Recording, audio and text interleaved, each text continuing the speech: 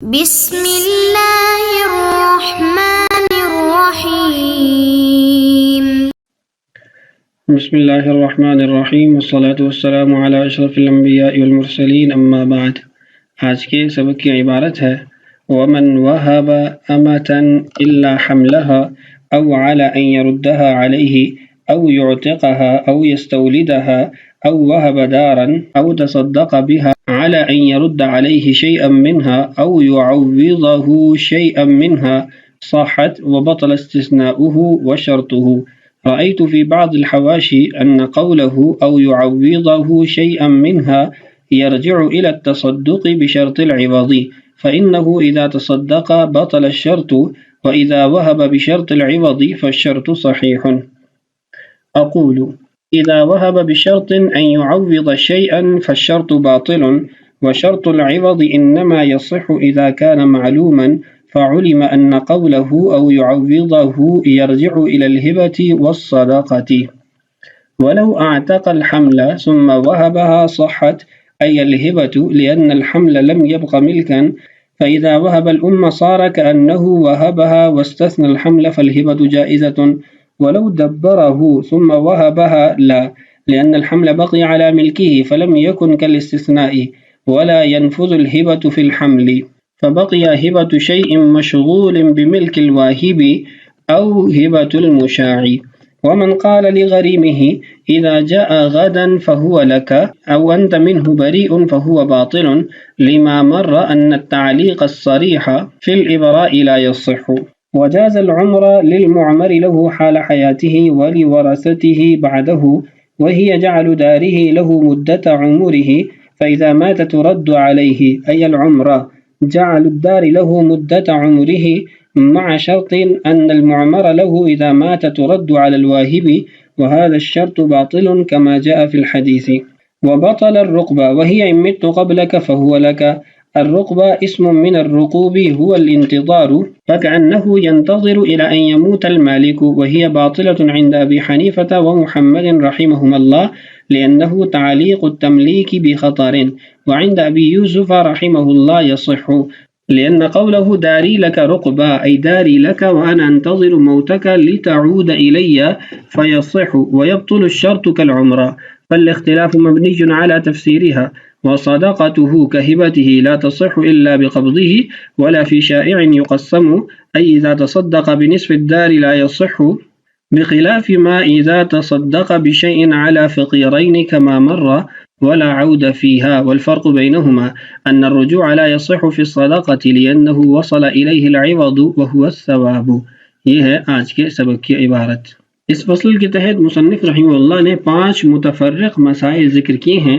سب سے پہلے مسئلے کا عنوان یہ ہے کہ ہبہ کے اندر اگر شرائط لگائی جاتی ہیں تو وہ شرائط باطل ہو جائیں گی، ہبہ باطل نہیں ہوگا، ہبہ قائم رہے گا، منعقد رہے گا۔ اس کی مثال دیکھیے، کسی نے باندی ہبہ کی مگر اس کے حمل کو مستثنی کر دیا، یعنی اس سے کہا کہ یہ باندی آپ کو ہبہ کرتا ہوں لیکن اس کا حمل آپ کو ہبہ نہیں ہے، یا اس شرط پر کہ اس کا حمل آپ مجھے دیں گے۔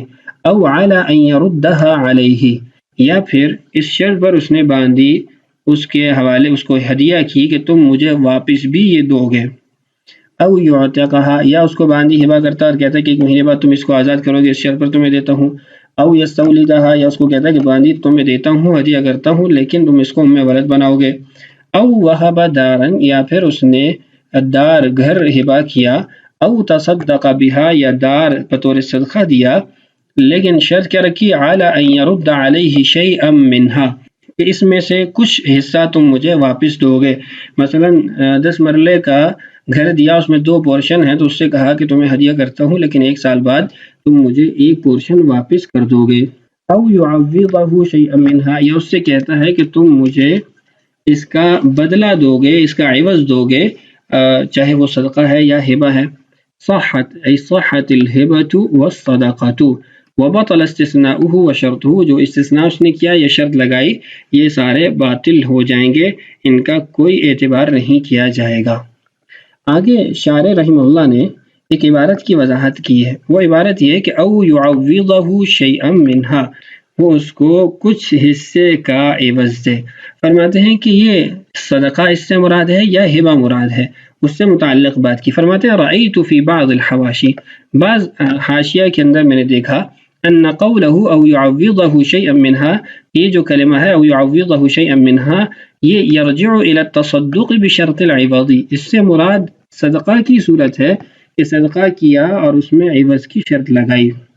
یعنی آپ یوں کہیں کہ او یعوضہ شیئا من الصدقۃ، کہ اس کو گھر بطور صدقہ دیا اور کہا کہ اس کے عوض میں تم مجھے اپنی گاڑی دو گے، تو یہ شرط باطل ہو جائے گی. فإنه اذا تصدق بطل الشرط، چونکہ جب اس نے صدقہ کیا تو شرط باطل ہو جائے گی.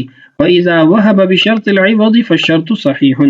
فرماتے ہیں کہ ان حواشی میں یہ بھی لکھا ہوا تھا کہ منہا کی ضمیر اگر آپ ہبہ کی طرف لوٹاتے ہیں تو یہ درست نہیں ہوگا. کیوں؟ اس لیے کہ ہبہ کا عوض لینا یہ درست ہے، اگر وہ شرط لگاتا ہے تو یہ شرط تو باطل نہیں ہوگی. فالشرط صحیح، تو یہ شرط ٹھیک ہے. تو خلاصہ کیا ہوا کہ بعض حواشی کے اندر یہ مذکور ہے کہ او یعوضہ شیئا من الصدقات، کیونکہ او یعوضہ شیئا من الہبہ اگر ہوگا تو وہ درست ہے، وہ شرط ٹھیک ہے، وہ شرط باطل نہیں ہوگی.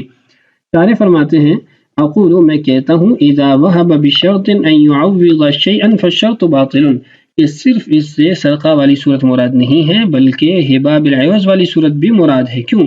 فرماتے ہیں اذا وهب بشرط، شرط لگا کے اس نے ہدیہ کیا، ان يعوض شيئا، شرط یہ ہے کہ تم مجھے اس کا عوض کچھ دو گے، فالشرط باطل، تو یہ شرط باطل ہے. کیوں؟ وشرط العوض انما يصح اذا كان معلوما، ہم نے جو پہلے مسئلہ پڑھا تھا کہ ہبہ کا عوض مشروط قرار دینا وہ لینا درست ہے، وہ اس صورت میں ہے جب عوض معلوم ہو، مجہول نہ ہو. یہاں تو وہ کہہ رہے ہیں کہ او یعوضہ شیئا، کچھ یعنی غیر معلوم ہے.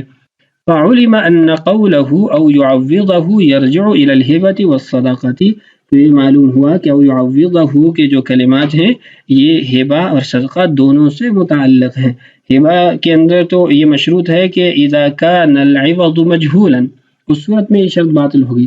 اما اذا كان العوض معلوما فلا، اگر اس کا عوض معلوم ہے تو پھر درست نہیں ہوگی یہ شرط لگانا، شرط باطل ہو جائے گی، عوض ہبہ باقی رہے گا. اور جہاں تک صدقہ کی بات ہے تو مطلقاً چاہے اس کا عوض معلوم ہو یا مجہول ہو، بہر صورت یہ شرط درست نہیں ہوگی بلکہ شرط باطل ہو جائے گی اور معاملہ ثابت ہو جائے گا. اس توضیح کو صاحب بحر نے بھی لکھا ہے اور دیگر کچھ کتابوں نے بھی ذکر کیا ہے، لیکن اس پر اعتراض بھی کیا گیا ہے امام محمد رحمہ اللہ کے الجامع الصغیر سے.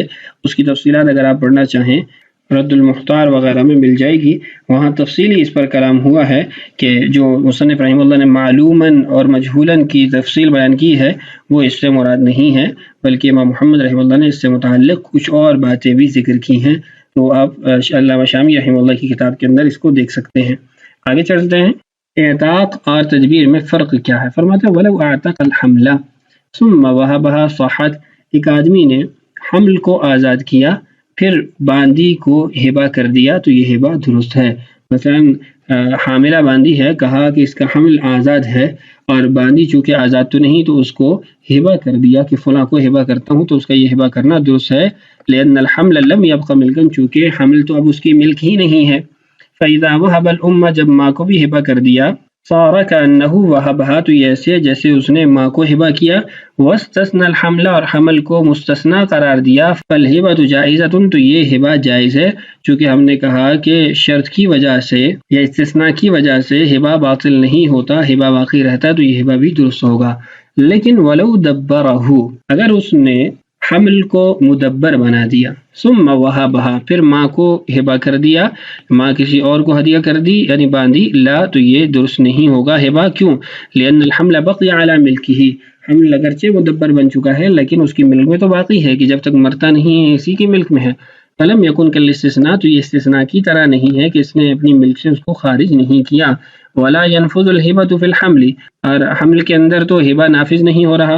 فبقي هبة شيء مشغول بملك الواهب او ہبۃ المشاع، تو اس کی دو صورتیں ہو سکتی ہیں. ایک یہ کہ واہب کی ملک کے ساتھ موہوبہ چیز جڑی ہوئی ہے، تو اس نے اس کو قبضہ تو نہیں دیا اس لیے اس کا یہ عمل درست نہیں ہے، ہبہ درست نہیں ہے. یا پھر آپ کہیں گے کہ یہ مشاع ہے اور مشاع کا ہبہ درست نہیں ہے. اس کے بعد ہے کہ ابراء کے اندر غیر صریح تعلیق تو ہو سکتی ہے، صریح تعلیق نہیں ہو سکتی. اس مسئلے کو میں مختصراً یعنی عبارت پڑھ کے ہی ذکر کروں گا. اس کی تفصیلات ہم کتاب الصلح کے اندر ولو علق صریحا کے تحت پڑھ چکے ہیں. عبارت دیکھیے، ومن قال لغریمہ، جس نے اپنے مقروض سے کہا، اذا جاء غدا فهو لك، کہ اگر وہ کل آتا ہے تو یہ تمہاری ملکی ہے، یعنی یہ جو قرض تم نے میرا دینا یہ تمہارا ہی ہو گیا، او انت بریء منہ، یا تو اس سے بری ہے، فهو باطل، تو اس کا یہ کہنا بھی باطل ہے، اس کا کوئی اعتبار نہیں ہے، چونکہ یہ بھی ہدیہ کر رہا ہے لیکن ہدیے کو معلق کر رہا ہے، لما مر، چونکہ پہلے گزر چکا، کہاں گزرا؟ کتاب الصلح کے اندر، ولو علق صریحا کے تحت آپ اس کو سن سکتے ہیں، ان تعلیق الصریح کے صراحتاً معلق کر دینا، فی الابرائی، ابراء کے معاملے کے اندر، لا یصح، یہ درست نہیں ہے۔ اس مسئلے کی وضاحت آپ کو کتاب الصلح میں مل جائے گی۔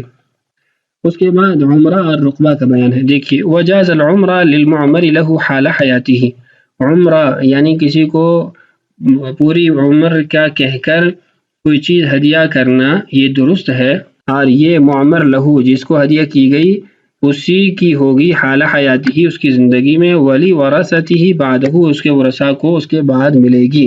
یہ بھی تقریباً شرط کا ہی معاملہ ہے کہ اس نے کہا کہ یہ چیز آپ کی زندگی میں آپ کے استعمال میں دیتا ہوں، آپ کو ہدیہ کرتا ہوں، مرنے کے بعد میری طرف واپس لوٹ آئے گی، تو اس کا یہ شرط لگانا کہ مرنے کے بعد واپس لوٹے گی یہ باطل ہے، اس کا کوئی اعتبار نہیں ہے۔ وہی جعل دارہ لہ مدت عمرہ، فرماتے ہیں کہ عمرہ کا مطلب یہ ہے کہ کوئی دار وغیرہ کسی کے لیے طے کر دینا، کسی کے حوالے کر دینا اس کی عمر تک، جب تک وہ زندہ ہے، فإذا مات ترد علیہ، جب وہ مر گیا تو اس کو واپس دیا جائے۔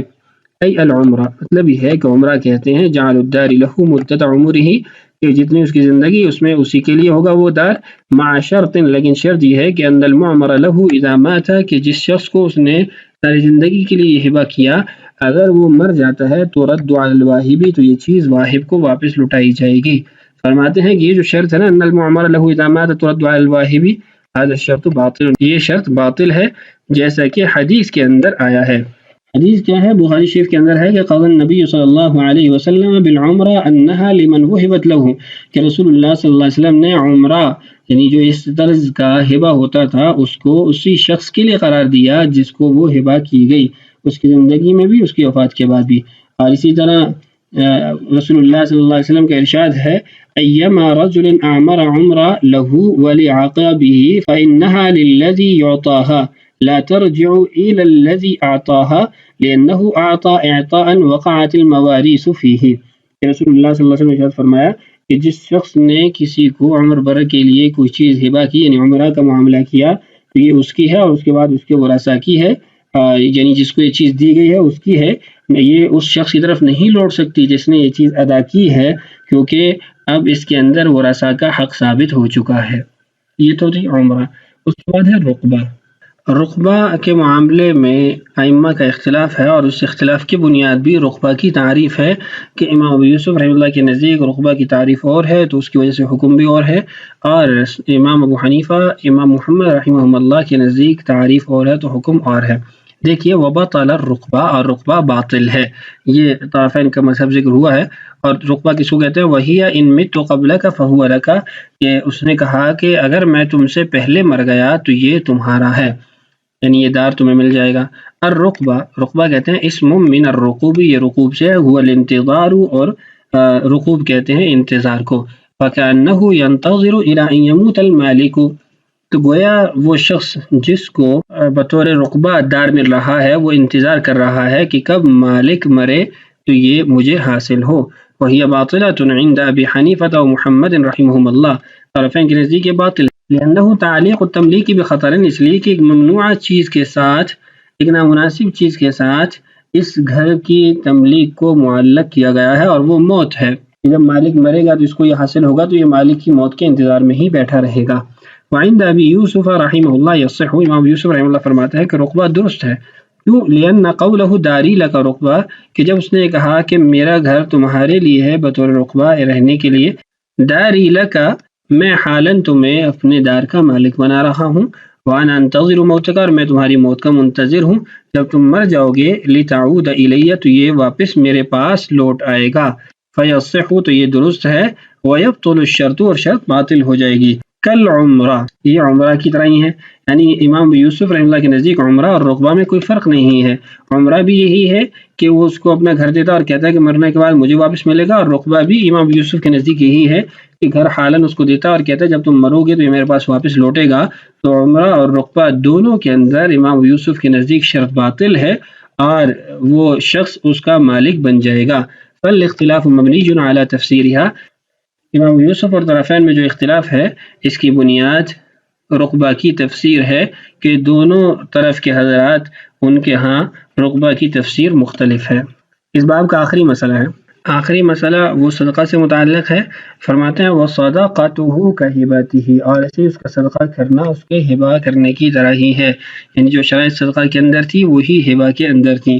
پہلی بات کہ صدقہ اور ہبہ میں فرق کیا ہے، تو صدقہ اور ہبہ میں پہلا فرق یہ ہے کہ صدقہ میں صرف اللہ تعالیٰ کی رضامندی مطلوب ہوتی ہے اور اس کی اللہ کے ہاں قبولیت مطلوب ہوتی ہے، جبکہ ہبہ کے اندر بعض اوقات اللہ تعالیٰ کی خوشنودی مطلوب ہوتی ہے اور بعض اوقات صلہ رحمی مراد ہوتی ہے، یا محبت بڑھانا مقصود ہوتا ہے، یا اپنی مروت کو قائم رکھنا مقصود ہوتا ہے۔ ایسے ہی صدقہ فقراء کے ساتھ مختص ہے کہ اگر کسی غنی کو صدقہ دیا جاتا ہے تو وہ ہبہ کے معنی میں ہوتا ہے، اس سے صدقہ مراد نہیں ہوتا، جبکہ ہبہ وہ غنی اور فقیر دونوں کو دیا جا سکتا ہے۔ ایسے ہی ہبہ بنو ہاشم کے لیے حلال ہے جبکہ صدقہ واجبہ ان کے لیے درست نہیں ہے۔ تو یہ کچھ فروق تھے صدقہ اور ہبہ کے درمیان۔ فرماتے ہیں وَصَدَقَتُهُ كَهِبَتِهِ، صدقہ بھی ہبہ کی طرح ہے اپنی شرائط کے اعتبار سے، لا تصح الا بقبضه، جیسے ہبہ بغیر قبضے کے درست نہیں ایسے صدقہ بھی بغیر قبضے کے درست نہیں۔ ولا فی شائع یقسم، اور صدقہ بھی ایسے شائع کے اندر درست نہیں، یا ایسی شائع ملک کے اندر درست نہیں جس کو تقسیم کیا جا سکتا ہے۔ اذا تصدق بنصف الدار لا يصح، اگر آدھے دار کو وہ صدقہ کرتا ہے تو یہ درست نہیں ہوگا چونکہ وہ دار تقسیم ہو سکتا ہے۔ بخلاف ما اذا تصدق بشيء على فقيرين كما مر، برخلاف اس کے کہ اگر فقیروں پر، دو فقیروں پر کوئی چیز صدقہ کی جاتی ہے تو اس کا حکم اس کے برخلاف ہے، وہ ہم پہلے پڑھ چکے ہیں کہ اگر دو فقیروں کو 10 درہم یا 10 دینار دیے جاتے ہیں تو وہ درست ہے، اگرچہ یہ شائع ہے، مشترک ہے، لیکن چونکہ صدقہ جو ہے تقع فی کف الرحمن قبل ان تقع فی ید الفقیر، تو اس حدیث کو دیکھتے ہوئے کہا گیا تھا کہ صدقہ اگر دو فقیروں پر مشترک کیا جاتا ہے، شائع کیا جاتا ہے تو وہ درست ہے۔ ولا عود فیہا، اور ایک فرق یہ بھی ہے کہ صدقہ میں رجوع نہیں کیا جا سکتا، ہبہ میں رجوع کیا جا سکتا ہے۔ کچھ موانع ہم نے پڑھے تھے، وہ ان میں سے ایک مانع صدقہ کے اندر مستقل پایا جاتا ہے جس کی وجہ سے صدقہ کے اندر رجوع نہیں ہو سکتا، وہ کیا ہے؟ والفرق بینہما، دونوں میں فرق یہ ہے کہ ان الرجوع لا يصح فی الصدقۃ، کہ صدقہ کے اندر رجوع درست نہیں ہے، لأنہ وصل الیہ العوض وهو الثواب، کیونکہ صدقہ کی صورت میں اس نے ثواب حاصل کر لیا اور ثواب اس کے صدقے کا عوض ہے، اور آپ پڑھ چکے ہیں کہ جس ہبہ کا عوض بھی لے لیا جائے تو اس کو بھی واپس نہیں لیا جا سکتا، تو صدقہ میں تو مستقل یہ عوض موجود ہے۔ تو آج کی اس ویڈیو میں ہم نے کتاب الہبہ مکمل کر لیا، اگلی ویڈیو میں انشاءاللہ کتاب الاجارات شروع کرتے ہیں۔ اللہ تعالی ہمارے لیے اسباق کی تکمیل آسان فرمائے، اللہ تعالی ہم سب کا حامی و ناصر ہو۔ السلام علیکم ورحمۃ اللہ وبرکاتہ۔